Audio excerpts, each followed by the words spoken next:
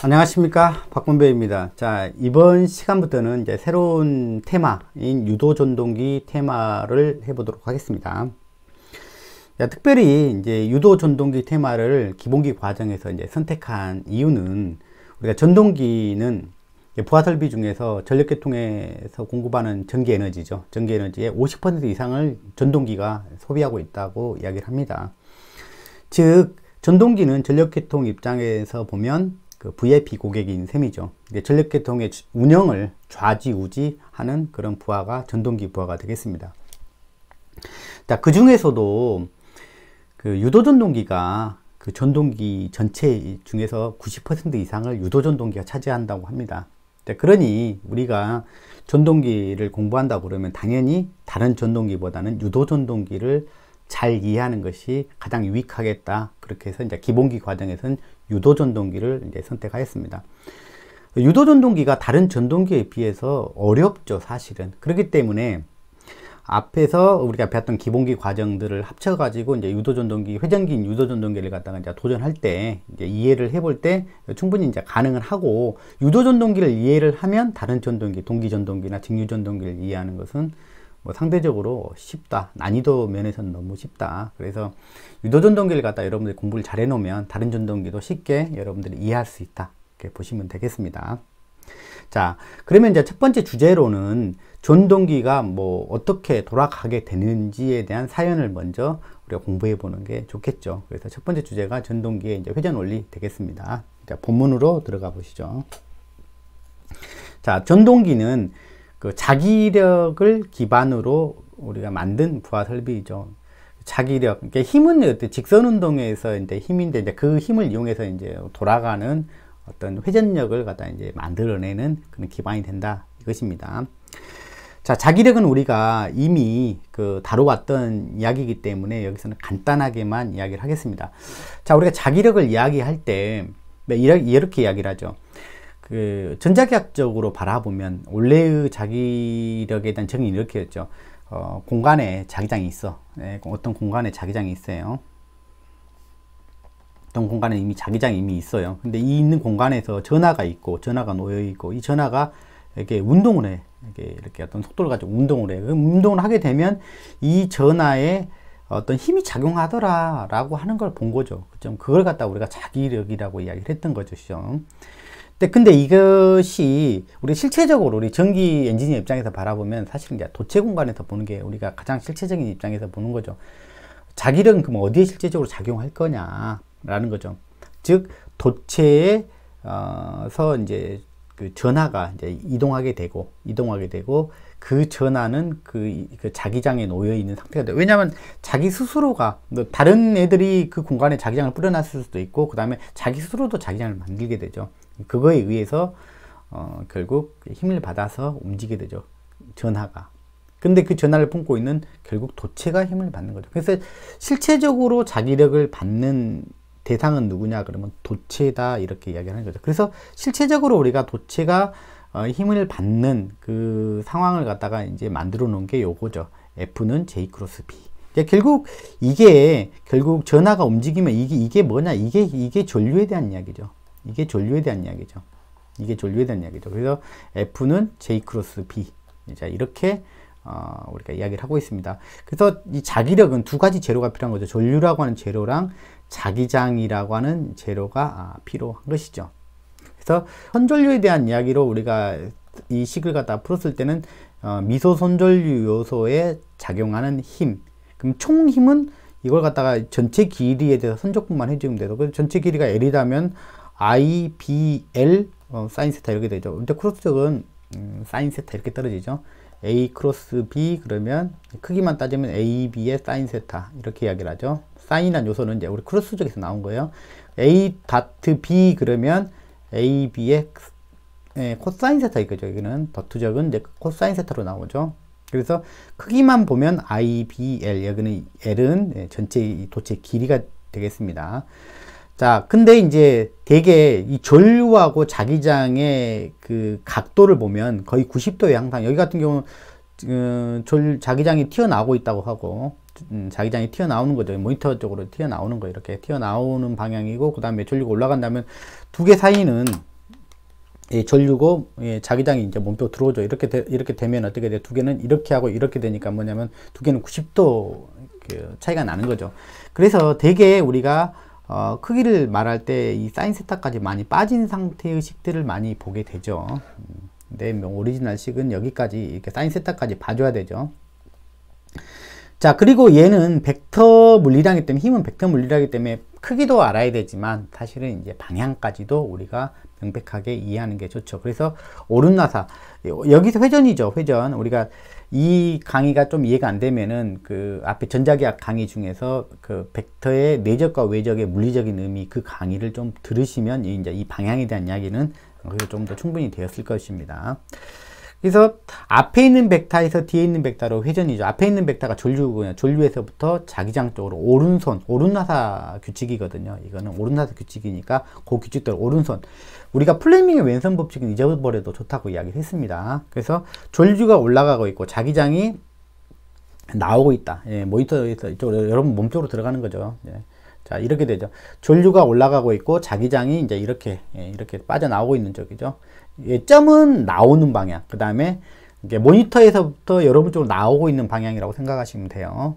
자, 점은, 그 다음에 크로스, X는, 점은 우리가 나오는 방향을 표시할 때 이렇게 쓰고요. 그 다음에 이렇게 표현하는 것은 X 표시는 들어가는 방향을 모르겠다 표현할 때 쓰는 방법입니다. 그래서 우리 3차원을 갖다가 2차원으로 표기할 때 쓰는 방식이죠. 이건 국제 표준입니다, 이게. 자, 그래서 여기 같은 경우는 이제 방향을 한번 보면, 자, 전류가 올라가고 있고, 그 다음에 자기장은 이렇게 뒤로 이제 이렇게 나오고 있죠. 그러면 손을 이렇게 됩니다. 전류에서부터 회전할까? 전류에서부터 이 비벡터 쪽으로 회전할 거 아닙니까? 그러니까 전류에다가 오른손을 갖다 펼쳐놓은 상태에서 이쪽 자기장 쪽으로 회전만 시켜주면 되죠. 오른나사 회전이죠. 회전 시켜주고 엄지손가락 펼치면 이게 바로 그림에 나와 있는 그 손의 모습하고 똑같죠. 여기에서 시작해서 이렇게 회전해서 이 방향이 바로 힘의 방향이 되겠습니다. 이 도체에 실체적으로 작용하는 힘의 방향이 이제 이 방향이 되겠습니다. 그래서 오른손만 펼쳐가지고 전류에서부터 자기장 방향으로 회전만 시켜주면 되죠. 자, 이 힘을, 이 자기력을 이용해가지고 우리가 전동기라는 것을 만드는 것입니다. 그러면 우리가 칠판에 가서 만약에 여러분들이 그 당시에 전동기를 처음 만드는 당시에 태어났다고 생각을 해봐요. 근데 아는 이론은 요거밖에 없어요. F는 J 크로스 B. 자기력에 대한 이론은 알아요. 요 이론을 이용해 가지고 여러분들이 그 회전하는 기기를 만든다라고 생각을 해보세요. 자, 이렇게 회전체가 있어요. 이렇게 회전체가 있고 가운데는 이렇게 베어링 같은 걸로 이렇게 구속을 시켜놔요. 가운데는. 자, 그런 상태에서 여기다가 여러분들이 힘을 여기다가 이렇게 주고 이렇게 직선의 힘이죠. 여기는 이렇게 주면은 이게 직선 운동을 하는 게 아니죠. 여기 같은 경우는 이렇게 가운데를 이렇게 구속시켜 놓은 상태에서 이렇게 접선 방향으로 힘을 주고 접선 방향으로 힘을 주면은 요게 이렇게 직선 운동을 하는 게 아니라 이게 돌죠. 요걸 갖다가 우리는 갖다가 이제 토크, 꼬는 힘 이렇게 부르는 거죠. 회전력 이렇게 부르는 거죠. 그래서 힘은 직선 운동에서 사용하는 그런 표현이라고 생각하면, 물리적 표현이라고 생각하면 되고, 이제 토크는 회전체에 사용하는 힘의 표현이죠. 회전력이니까. 근데 회전력과 힘은 좀 구분이 되는 거죠. 이게 토크는 그래서 이제 이 힘만으로 표현되는 게 아니라 R 벡터에다가 F 벡터가 컴바인 된 것이죠. 즉 무슨 이야기냐면 여기에 있는 반경이 여기에 가미가 된 거죠. 반경이 크면 클수록 같은 힘을 작용하도록 꼬는 힘은 달라진다는 이야기죠. 반경이 크면 클수록 같은 힘이라도 더 큰 토크를 낼 수가 있다. 더 큰 회전력을 얻을 수가 있다는 이야기가 되겠습니다. 우리 지렛대 원리가 그렇죠. 지렛대 원리거든요. 요 길이가 길면 길수록 작은 힘 가지고도 이 무거운 물건을 갖다 들 수가 있잖아요. 이게 바로 이거 회전 운동이거든요. 이건 토크거든요. 그래서 요것과 힘의 어떤 조합의 형태로 나타나는 게 바로 토크다. 그래서 반경이 크면 클수록 같은 힘이라도 큰 토크를 얻을 수가 있죠. 그래서 우리가 이제 전동기를 이제 만든다라고 생각을 하면 이제 힘을 받을 이 도체를 갖다 어디다가 배치를 하는 게 좋겠냐. 힘을 받을 도체를 갖다가 같은 힘을 얻더라도 큰 토크를 얻는 게 바람직하잖아요. 그죠? 그래서 도체는 회전체 제일 외곽에다가 배치를 하는 게 있다. 여기다가 슬롯을 파서 여기다가 이제 이렇게 감아 놓는 게 맞겠다는 게 이런 식으로. 그렇죠? 그래야 이제 여기에 힘이 발생하더라도 어떤 힘이 여기에 발생하게 되더라도 더 큰 토크를 얻을 수가 있다. 그래서 도체를 갖다 제일 외곽에다가 배치하는, 회전체 제일 외곽에다 배치하는 게 맞겠다는 이야기죠. 자, 그러면 이런 어떤 기본적인 어떤 상식이 되어 있다 그러면은 여기다가 우리가 회전하는 요 이제 식을 이용해 가지고 회전하는 기기를 한번 만들어 보도록 하겠습니다. 먼저 자기장이란 재료를 갖다가 먼저 만들어 놔야겠죠. 그래서 여기 우리 자석은 자기장이 있다라는 것을 만든다는 걸 갖다 우리가 다 알잖아요. 그래서 자석을 이렇게 예쁘게 파가지고 이렇게 배치 놓으면 아, 여기는 자기장이 있겠구나 라고 우리는 이야기할 수가 있는 것이죠. 그 다음에 여기다가 이제 회전체를 갖다 이 안에다 갖다 놓으면 되겠죠. 회전하려고 하는 회전체를 갖다 이 안에다 갖다 놓고 여기다가 이제 베어링으로 샤프트를 구속시켜 놓으면 되겠죠. 붙들어 놓으면 되겠죠.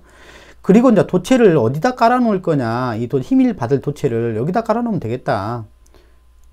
외곽에다가, 최대한 외곽에다, 왜 반경을 갖다 최대한 사용할 수 있는 이 외곽에다가 해놔야지만 여기 힘을 받게 되더라도 더 큰 토크를 얻어낼 수가 있다. 더 큰 토크를 얻어낼 수가 있다는 이야기죠. 자, 그러면 이제 하나 준비가 안 된 게 있죠. 도체를 갖다가 이제 이렇게 감아 놓는 거, 이 원통에다가 여기다 감아 놓는 것이죠. 도체에다가 이렇게 감아 놓는 건데, 이제 하나 준비가 안 된 게 있죠. 뭐가 준비가 안 됐냐면 전류가 있어야 되죠. 자기장도 준비가 되어 있고, 그 다음에 힘을 받을 도체도 이미 깔아놨고, 그 다음에 마지막에 이제 전류만 이 도체에 있기만 하면 우리가 자기력을 얻을 수가 있다라는 것이죠. 자, 그런데 이제 전류를 어떻게 여기다가 넣어줘야 될 것인지가 이제 가장 마지막에 이제 결정해야 될 사항이 되겠습니다. 자, 처음에 개발한다 그러면은 아주 복잡하게 생각을 안 했겠죠. 아, 이 전류를 갖다 직접 여기다 도체에다 흘려주면 되지 라고 하는 생각을 제일 처음에 했을 거라는 저는 생각이 듭니다. 그래서 여기다가 이 전류를 갖다가 직접 흘려주자. 이 전류를 어떻게 하자고요? 이 전류를 갖다 직접 흘려줘. 직접 흘려주려면 직접 흘려주자. 직접 전류를 흘려주자. 이런 생각을 했을 거예요. 누구나 다 처음 생각은 단순해요. 그래서 그럼 직접 전류를 흘려주려면 여기다 직류전원이 있으면 되잖아요. 직류전원이 있고 직류전원을 갖다 이렇게 연결을 해주면 될 거예요. 조금 더 같은 회로지만 이렇게 그려볼게요. 자, 직류전원을 여기에 연결해주면 당연히 전류가 이렇게 흐를 것입니다. 전류가 이렇게 흐를 것입니다. 흘렀다가 돌아오겠죠. 이렇게 흐르겠죠. 그러면 이게 전류가 이렇게 흐릅니다. 그렇게 되면 당연히 여기서는 이 도체에서도 힘을 받고 이렇게 들어가는 거, 그 다음에 여기는 나오는 거 이렇게 표시한다고 그랬죠. 전류가 나오는 부분 이렇게, 들어가는 부분 X 이렇게 표시합니다. 이제 2차원에서 바라봤을 때는. 그러면 이 도체는 자기장은 N극에서 S극으로 가고요. 요 방향으로요. 자기장은 요 방향이고요. 자기장은 이 방향이고, 그 다음에 전류는 지금 들어가는 방향이죠. 그러면 힘의 방향은 이렇게 되겠죠. 전류는 들어가는 방향이에요. 모니터 안쪽으로 들어간다고 생각하면 돼. 자기장은 이제 이렇게 생각하면 되죠. 이렇게 가는 거죠. 이렇게. 그러면 전류가 이거고 자기장이 이거니까, 전류가 이거고 자기장이 이거니까, 전류에서부터 자기장 쪽, 오른손을 들어서 전류에서 자기장 쪽으로 회전하면 돼요. 전류에서부터 자기장 쪽으로 이렇게 회전하면 되죠. 그러면 엄지손가락을 펼치면 힘의 방향, 지금 그림과 똑같은 제가 손 모양이 나올 겁니다. 전류에서부터 자기장 방향 이렇게 회전하고, 그러면 엄지손가락 펼치면 이제, 그러니까 이 도체는 그러니까 이렇게 힘을 받는 것이죠. 이렇게 이런 방향으로 힘을 받는 것이죠. 그 다음에 요것도요. 요것은 이제 자기장 방향, 이 방향으로 전류는 나오고 있죠. 그러니까 여기가 이제 자기장 방향이 되고 전류가 이제 이렇게 되죠. 그러니까 전류에서 이제 손바닥을 맞추면 되죠. 전류에서 손바닥을 맞춘 상태에서 이렇게 회전하면 되죠. 이렇게 여기서 이렇게 회전하는 거니까 오른손은 이렇게 회전하는 거예요. 이렇게 여기서부터 이렇게. 그러니까 엄지 손가락은 위를 쳐다보고 있죠. 그러니까 힘의 방향은 요 방향이 되겠습니다. 그러니까 힘은 이렇게 작용하더라도 가운데가 그 구속되어 있는 상태이기 때문에 이런 식으로 이제 토크가 작용한다는 거죠. 반경이 곱해진. 그러니까 토크는 이런 식으로 반경의 F 벡터, 이렇게 R 크로스 F 벡터 이런 식으로 토크가 작용한다는 이야기죠. 그래서 여기는 이제 회전하게 된다. 즉 한마디로 말하면 회전하게 된다라는 이야기가 되겠습니다. 자, 요렇게 만든 전동기가 제가 생각하는 첫 번째 전동기가 아닐까라는 생각이 듭니다. 왜? 가장 너무 단순하게 생각할 수 있는 형태이니까. 어쨌든 간 돌아가는 전동기를 갖다가 만든 건 사실입니다. 그런데 여기서 조금 이제 불만 상황이 좀 생기죠. 이제 그게 뭐냐면, 여기는 지금 돌아가고 있고, 열심히 돌아가고 있고, 여기는 멈춰 있는 파트죠. 여기는 구분을 하면 여기는 정지되어 있는 파트고, 여기는 회전하고 있는 파트죠. 거기 상태는 여기는 회전하고 있고, 정지해 있다면 뭐, 요 두 선은 뭐냐면 계속 꼬일 겁니다. 계속, 새끼 꼬듯이 꼬일 겁니다. 계속 꼬이다가 어느 순간에 끊어지겠죠. 그래서, 이렇게 전류를 갖다가 회전체에다 넣어주는 방법을 새로 고안을 해야 되겠구나, 라고 해서, 이제 새로운 부품이 여기에 이제, 여기 사이에 이제 들어가야겠죠. 이제 그게 뭐였겠어요? 슬립링하고, 슬립링하고 이제 브러쉬가 되겠죠. 슬립링하고 브러쉬라고 하는 새로운 어떤 부품. 이게 요 부품은 이제, 현재도 이제 많이 사용하고 있는데, 그 정지되어 있는 기기에서, 정지되어 있는 상태의 기기에서 회전체에다가 전류를 공급할 때 이제 쓰는 방법이죠. 왜? 선이 꼬이지 않아야 되니까. 자, 그래서 이제 그런 거를 갖다 여기서 추가적으로 넣어야 되는 거죠. 슬립링하고 브러쉬를 갖다가 보면 뭐 이런 입장이죠. 회전체 이제 미끄러지는 링이라고 했던 이제 슬립링이죠. 이게 여기가 이제 슬립링이 되겠죠. 슬립링이 되겠죠. 슬립링이고, 여기에 이제 이렇게 누르는 부분, 여기를 누르고 있죠. 여기 누르고 있는 부분이 이제 그 브러쉬가 되겠죠. 그걸 갖다 브러쉬라고 부르죠. 브러쉬라고 부르죠. 그래서 전류를 갖다가 이게 정지되어 있는 파트에서는, 정지되어 있는 파트에서 이제 전류가 이렇게 들어가서 이렇게 이 슬립링 쪽으로 흘러 들어가는 거죠. 그러니까 얘는 돌아가고 얘는 갖다 이렇게 그대로 이렇게 밀고 있는 거죠. 약간 압력을 가지고 밀어주면 되죠. 그래서 얘가 돌아가면 약간 슬라이딩 하면서 미끄러지면서 그 부분이 계속 마찰을 하면서 접촉을 하는 것이죠. 슬라이딩 접촉을 하는 거죠. 이 부분이 슬라이딩 하면서, 여기는 정지되어 있는 그 자리를 계속 유지하고 얘는 계속 돌아가는 거죠. 그러면 약간의 여러분들 문제점을 금방 생각해 볼 수가 있겠죠. 여기 지금 전류가 이렇게 들어갈 건데, 이쪽으로 들어갈 거, 회전체 쪽으로 공급이 될 텐데, 당연히, 자, 우리가 전기적 접속에서 가장 좋은 게 뭐겠습니까? 전기적으로 서로 떨어져 있는 부분을 사서 연결을 할 때, 도체를 갖다 연결을 해야 될 거 아닙니까? 그죠? 도선을 연결할 때 가장 좋은 방법은 어떤 방법이냐면 접촉저항. 그걸 갖다 우리 접촉저항이라는 단어를 쓰죠. 접촉저항이 가장 낮은 방식이 좋죠. 가장 낮은 접속이 가장 좋은 것이죠. 전기적 접속이. 왜냐하면 그 부분에 접촉저항이 크다면, 그 부분에서 특별히 열이 많이 나서 나중에 이제 고장의 원인, 과열의 원인, 나중에 과부하 운전할 때 그쪽에서부터 이제 가장 먼저 망가지는 원인으로 작용하겠죠. 가장 좋은 방법은 그래요. 현실적으로 가장 좋은 방법은 납땜할 수 있으면 납땜을 하는 게 좋아요. 납땜을 하는 게 좋아요. 두 번째 뭐냐면 볼팅을 하는 게 좋겠죠. 볼트로, 이게 구멍 뚫어가지고 볼트로 이게 체결하는 방법을 쓰는 게 좋겠죠. 접속할 때. 그게 바디가 크면은 납땜이 어렵고, 납땜 자체가 그건 안 된다고 보면 돼요. 안 되는 건 아닌데 너무 어렵죠. 그죠? 그걸 다 납땜으로 할 수 없으니까 매스가 작을 때만이 우리가 이제 납땜이라는 걸 활용하죠. 근데 이렇게 하는 것도 뭐 어떨 때는 불만이 있을 수가 있는데, 이 슬라이딩 접촉은 뭐 오죽하겠습니까? 그래서 여기서 당연히 접촉장이 커서 열이 많이 발생한다. 즉 손실이 많이 발생한다. 그런 이야기가 되겠고, 당연히 여기는 갈리겠죠. 당연히 여기는 계속 돌아가면 갈리겠잖아요. 그러면 계속 교체를 해줘야 될 거 아닙니까? 그러죠? 이런 부분도, 이제 사용하다 보면, 당연히 이제 처음에는 전동기 자체를 만드는 것 자체에 기뻐했겠지만, 사용하다 보니까 이 자체는 조금 불편하더라, 라고 하는 그런 생각들을 아마 하게 됐을 거다는 생각이 듭니다. 자, 그래서 방법이, 어쨌든 전동기가 됩니다. 전동기가 됐지만, 요게 방법이 직접 흘려주는 것만이 방법이냐. 이번 전동기가 되기 위해서는 직접 흘려주자. 이것만이 방법이냐. 그게 아니라 두 번째 방법이 있다. 직접 안 흘려줘도 얻을 수 있는 방법이 있다. 그냥 이거 없이 외부 전원도 없고 필요 없고 그냥 바로 우리가 얻을 수 있는 방법을 생각해 보자. 그것이 바로 이제 유도라고 하는 유도에서 흘려주자. 유도에서 유도. 직접이 아니라, 직접 흘려주는 게 아니라 유도에서 이 전류를 갖다 얻게 하는 방법도 있다는 얘기, 얻을 수 있는 방법도 있다는 얘기, 여기 전류가 흐르게 해줄 수 있다는 얘기. 그렇다면 굳이 여기에 있는 외부의 직류 전원도 필요가 없고, 외부의 직류 전원도 필요가 없고, 슬립링이나 브러쉬와 같은 그런 귀찮은 정도도 필요가 없다. 그러니까 기기가 매우 단순해지는 것이죠. 단순해진다는 것은 가격이 싸진다는 거고, 뭐 만들 때 부품이 사라지게 되면 튼튼하게 만들 수 있고 내구성 있게 만들 수 있다는 의미가 되겠습니다. 어쨌든 그는 이게 없으면 장점이 많이 생기죠. 없다는 것, 없어진다는 것은 똑같은 동일한 성능을 내면서도 없다면 그는 굉장히 큰 장점이 될 겁니다. 자, 그래서 이 전류를 갖다가 직접 흘려주지 말자 해서 뭐냐면 유도전류라는 게 유도전류를 얻어내자. 자, 그래서 이 전동기는 이제 나중에 이제 이름을 갖다가 이제 두 종류가 있으면 이제 이름을 서로 이제 구분해서 이제 우리가 이름을 지어주잖아요. 처음에는 뭐 전동기라고 불렀겠지만 이제는 또 다른 형태가 나오면 이제 이름을 구분해서 불러주게 되죠. 그래서 이걸 갖다가 이제 직류 전동기가 됐겠고, 여기는 이제 유도 전동기가 됐다.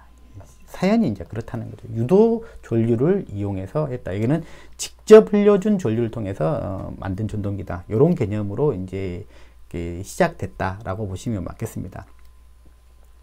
그러려면 여기서는 절대 유도전류를 이 상태에서는 얻을 수가 없죠. 여기 회로에 뭐가 발생해야 돼요? 유도전류를 흘리려면 당연히 기전력을 발생해야 돼요. 기전력은요, 우리 패러데이 이론에 의해서 뭐예요? 요 코일의 이 면, 이 회전자 코일의, 이게 회전자 코일이라고 부르죠. 네, 회전자 코일의 이 면을 통과하는 자기장의 크기가 시간에 따라 계속 바뀌어줘야지 되는 거죠. 근데 자석이, 우리가 할 때 자석이 일정한 자석이 이렇게 서 있어 버리면 이거는 그냥 0V가 되는 거죠. 그러면 당연히 유도전류는 없는 거죠. 그러니까, 그래서 이제 직류전동기 같은 경우는 뭐냐면 외부에서 전류 자체를 공급해 줬어야 되는 것이었죠. 근데 이걸 얻으려면 방법이 뭐밖에 없냐면 얘를 갖다 돌려줘야 된다. 얘를 갖다가 이제 이런 식으로 돌려줘야 된다. 이렇게 회전을 시켜야 된다. 이렇게 회전을 시켜주면 당연히 이걸 회전시키면, 얘는 멈춰 있는 상태에서 회전을 시켜주면 당연히 여기서는 발전기가 되는 거죠. 여기가 발전기가 되는 거예요. 바깥에서 자석이 돌아가고 얘가 멈춰 있으면 여기서는 발전기의 원리, 패러데이의 원리에 따라서 여기서는 당연히 유기기전력이 발생하고 그 다음에 여기는 전류가 흐를 것이다. 자, 그 전류를 우리는 뭐라고 부른다고요? 유도전류다. 이렇게 부릅니다. 특별히 유도전류다. 여기서 불러줍니다. 우리가 이처럼 이거 전류를 갖다가 코일링을 해가지고 전류가 흘러갈 길을 다 만들어준 상태에서는 유도전류라고 불러주지, 어떤 같은 유도전류라도 그 판때기 같은데, 금속 판때기 같은 데에서는 우리가 유도전류라고 해도 이제 그냥 와전류라고 이렇게 불러주죠. 여기 같은 경우는 미리 이제 갈 길을 만들어 놨기 때문에 이제 유도전류라고 이름을 불러줍니다. 뭐 어쨌든 지금 중요한 건 그게 아니고, 직접 흘려줬냐면 유도에서 얻냐. 유도에서 이걸 얻다 보니까 불필요한 장치, 직류전원도 빠지고, 그 다음 셀레늄 브로시와 같은 그런 장치도 빠지게 되고, 유지보수할 기회도 줄어들게 되고, 그러니까 튼튼하고 강하게 만들 수 있고, 싸고 저렴하게 만들 수 있는 근간을 만든 게 이제 유도전동기다. 그러니까 여러분들은 지금 강의를 저랑 같이 들으면서 어떤 생각을 하면서 들으시면 좋냐면, 왜 유도전동기가 90%까지 사용하게 되었을까라고 하는 그에 대한 이유를 찾는 게 굉장히 중요합니다. 다른 전동기도 다 이것도 쓰고 저것도 쓰고 다 종류별로 여러 가지 많이 쓸 줄 알았더니 유도전동기가 90% 쓴다는 이야기는 사실은 다른 전동기는 소소하게 쓴다는 이야기고, 대부분 다 유도전동기에 쓴다는 이야기예요. 다 과거에 비해서 다 현재로 왔을 때, 이게 아주 먼 과거에서는 유도전동기가 조금밖에 안 쓰였겠지만 지금에는 다른 전동기에 사용하던 부분들도 유도전동기가 많이 대체를 한다는 이야기가 되겠습니다. 90%가 왔다는 것이 그걸 반증하는 이야기가 되겠습니다. 그래서 첫 번째는 뭐냐면, 유도전동기가 이제 요런 거를 갖다가 요런 것만 구현해 줄 수 있다 그러면 아까 그 부분을 갖다 대체할 수 있다. 같은 용도라면 대체가 가능하다. 이렇게 보시면 되겠습니다.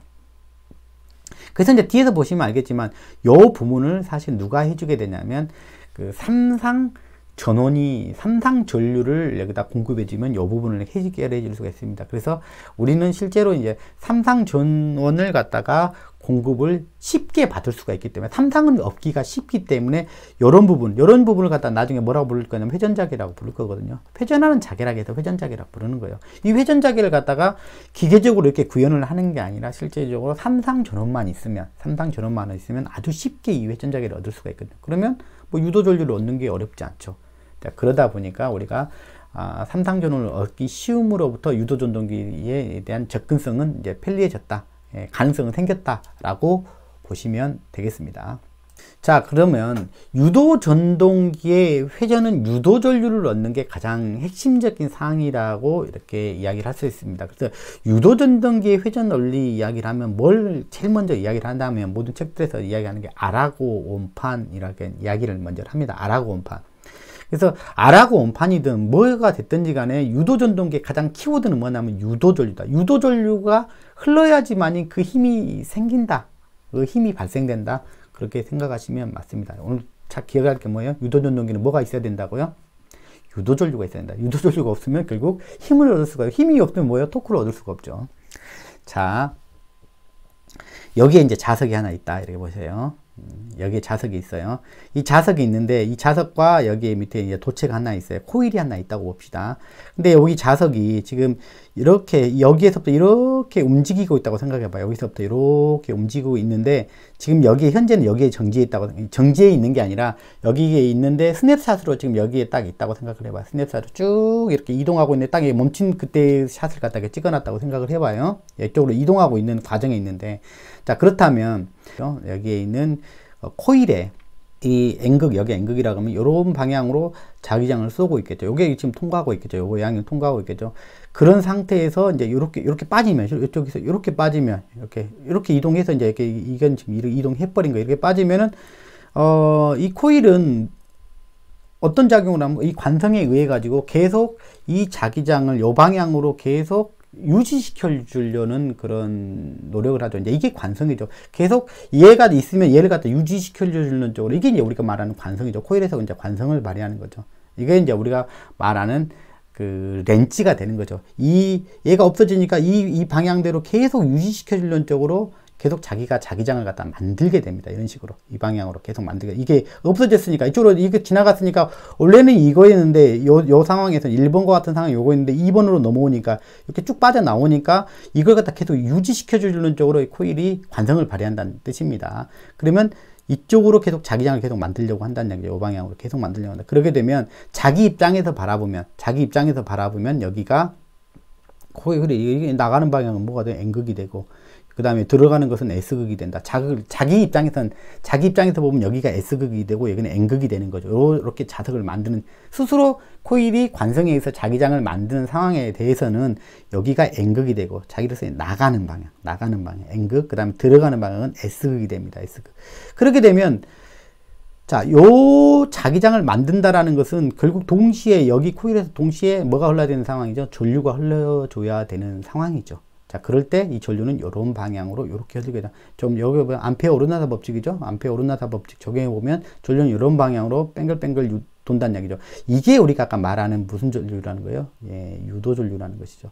즉 여기 코일 입장에서는 자기장에 변동이 생기죠. 이 코일 입장에서는 자기장이 지금 계속 변동하고 있잖아요. 그때 순간적으로 변동하는 이 자기장의 크기에 의해서 만들어진 유도 전류는 이와 같이 만들어진다는 얘기예요. 근데 그때 어때 보세요. N극하고 여기는 자기 스스로 자기장을 만들었을 때 자석이 스스로 되는데, 관성에서 자기장을 만드는 상황이 되는데, 그때 자기 자신은 뭐가 되냐, 등가적으로는 S극입니다. 이쪽이 S극이 됩니다. 그러면 얘가 이쪽으로 끌려가게 되죠. N극이 S극 쪽으로 끌려간다는 사실은 우리는 다 배웠습니다. 그렇게 되면 얘가 이렇게 가면 얘는 이쪽으로 힘을 받아서 이렇게 딸려가도록 되어 있습니다. 요게 바로 유도전동기가 회전하는 원리입니다. 얘가 돌아간다 그러면 얘도 같이 돌아가게 되겠죠. 이게 회전체라면 회전체 아까 매여 있다 그러면 얘가 돌아가는 입장이 되겠죠. 그게 바로 우리가 말하는 R하고 온판의 원리가 되겠습니다. 결국 누가 키워드죠? 이 유도전류가 있어야 돼요. 유도전류하고 얘는 한 몸이니까, 자기장하고 한 몸이니까 결국 얘가 되기 위해서는 얘가 있어야 된다는 이유가 되겠죠. 그래서 요랑 얘랑 갖다 끌려가려 그러면 이 유도전류가 있어야 되는 것이 가장 키워드가 됐습니다. 그래서 유도전동기는 유도전류가 사라지는 순간 뭐냐면 전동기가 아닌 것이죠. 네, 토크도 사라지는 거고, 힘이 사라지는 것이죠. 그렇게 보시면 되겠습니다. 그래서 우리가 R하고 온판 보면 이게 원판 하나 놓고 자석을 돌렸더니 이 자석을 바깥에 있는 이 자석을 이렇게 사이에 끼워 놓고 자석을 갖다 돌렸더니 얘도 그냥 같은 방향으로 따라 돌더라. 이게 바로 R하고 온판의 그냥 키워드예요. 그러니까 이런 이야기를 할 수 있는 거죠. 얘를 돌렸더니 이 원판에는 뭐가 흘렀더란 이야기죠. 걸려놓았다니 무슨 전류가 흘렀다는 거예요? 유도전류가. 유도전류를 여기는 이제 판때기가 있으니까 유도전류 같다. 우리가 와전류라는 이야기를 쓰죠. 그러면 여기도 한번 보세요. 여기 공간에 원래는 여기 있었어요. 자석이 원래는 여기, 지금 이렇게 돌린다 그러면 여기에 있었겠죠. N극, S극 여기 있었겠죠. 그럼 이렇게 쏘고 있었겠죠. 이 자석이 이렇게 쏘고 있다 그러면 여기 있다가 이렇게 돌아서 빠져나가 버리니까 여기서는 이 자석을 갖다 계속 유지하려는 쪽으로, 작용을 하겠죠. 그래서 이 방향으로 계속 얘는 만들려고 그래. 이 방향으로 계속 자석을 만들려고 그래. 렌즈에 의해서. 그러면은 여기 자기 입장에서 보면, 자극 입장에서 나오는 쪽에 여기는 N극이 되고, 여기는 N극이 되고, 여기는 N극이 되고, 여기는 들어간 쪽이죠. 들어간 쪽에 여기는 S극이 되죠. 그러니까 여기는 S극이 되고, 여기는 N극이 되니까 여기를 갖다 끌려갈 거야. N극 쪽으로 따라가려고 할 거 아니에요. 따라가죠. S극 입장에서 바라보면 이쪽은 N극이니까 이쪽으로 끌려가려고 할 거 아니에요. 이렇게 따라서 돌려갈 거 아니에요. 그죠? 그때 이 자기장을 발생시키는 전류는 여기 원판에서 이런 식으로 반경식으로 잡아보면, 자, 요렇게 이렇게 내려가죠. 그러면 전류는 이렇게 돌겠죠. 요런 식으로 돌겠죠. 요런 식으로. 암페어 오른나사 법칙을 보면 요렇게 따지면 이렇게 돌겠죠. 그 다음에 여기도 요런 식으로 돌겠죠. 전류가. 이런 식으로 이제 맴돌이 전류가 이렇게 흐르는 거죠. 이걸 갖다, 어쨌든 이거는 유도 전류라고 하는 관점이 되겠습니다. 자, 그래서 오늘은 전동기가 왜 돌아가는지 이유에 대해서 설명을 드렸습니다. 자, 다음 시간에 또 뵙도록 하겠습니다. 감사합니다.